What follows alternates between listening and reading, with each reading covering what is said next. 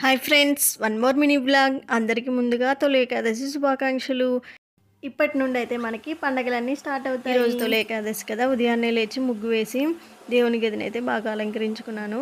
తర్వాత మనము పూజ చేసే ముందుగా గణపతిని అయితే పసుపుతో తయారు చేసుకొని పూజ చేసుకోవాలి. తర్వాత ఆకు ఒక్క పండ్లు తాంబూలంగా అయితే పెట్టాను ఫ్రెండ్స్. గణపతికి తొలి ఏకాదశి రోజున పేలపిండి పులిహోర చేసి దేవుడికి అయితే నైవేద్యంగా పెట్టాను.